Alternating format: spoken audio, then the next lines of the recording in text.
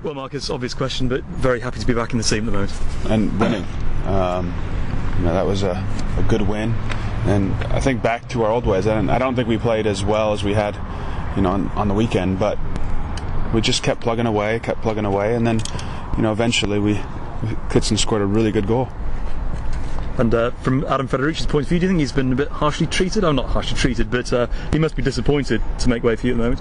Oh, I know Feds is bummed that he's not on the team, because I know he wants to play, just like we all do. And it is frustrating, but that's football, and it's just the way it goes. And you supported him while he was in the team. You're getting a reciprocal arrangement now? Yeah. Of course, he still talks to me, and he hasn't thrown all my stuff out of the changing room yet, so we're okay. The old guard has returned over the last couple of weeks in the form of Dave Kitson and Glenn Little. You must be particularly pleased to see them back, aren't you?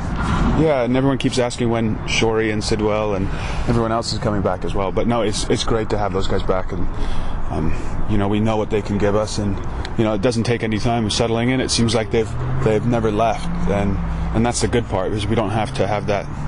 That little waiting period at all. It's just they're in and they're ready to go. And what effect has it had on the dressing room morale? Well, Glenn Little, we're not too sure, but it's nice to have Kitson back. Glenn Little still as talkative as ever then? Oh yes, of course. No, it's awesome to have everybody back, and they have fit in quite well. And Glenn I'm sure he was missed out on the poker on the way up to Doncaster, but we're told he's not supposed to be playing anyway. So. Just generally the morale in the camp on a sunny day like today, and after a win on Tuesday night, it feels a much happier place to be today.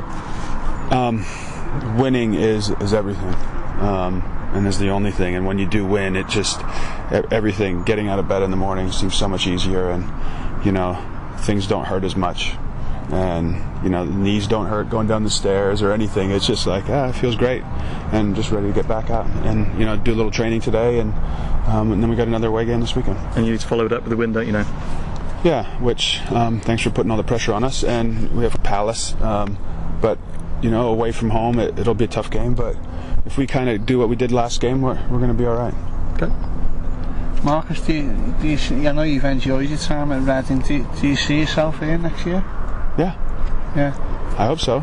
Yeah. I don't want to sell my house right now. It's a terrible time to sell. Fair enough. Yeah. And the experience you can bring between the sticks, for the running. You've been through it before yourself 2 years ago, so. I've almost played 300 games here, and since I got my chance here, which was 8 seasons ago on loan, when I was at Fulham, I knew this was the place I wanted to go, and come and really finish my career here, and that's been my goal since day one coming here.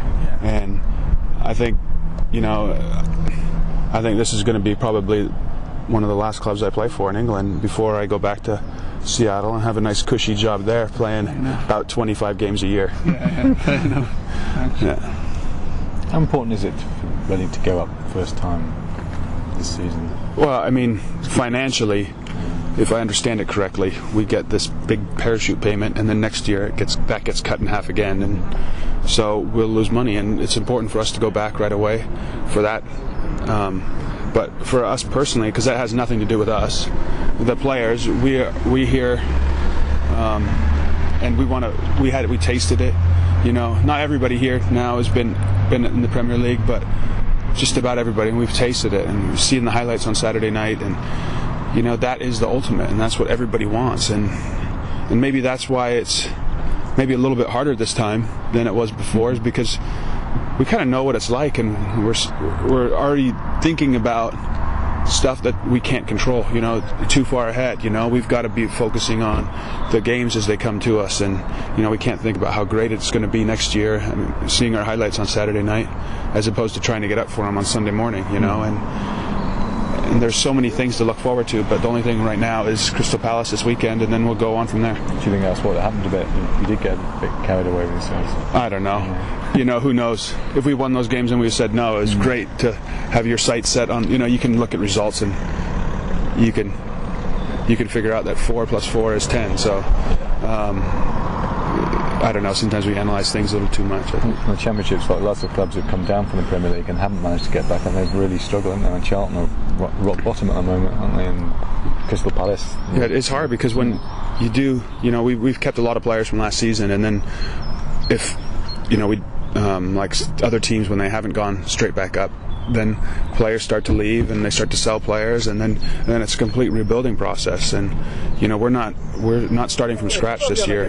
We were back where we were basically last year. We lost a few players and got some of them back, and we're ready to go. What sort of reception did they get when they came back? Really good. Yeah. No, it's great to have all those guys here, and some of the things they said when they came back was pretty funny. And what did they say? Well, no, just you guys heard them, like the worst decision of my life. Because then I went and did the worst decision of my life. That was because Mertz goes, he heard Kitz's interview. He goes, it's awesome. I can't wait to see it. So it was pretty good. I still laugh about that.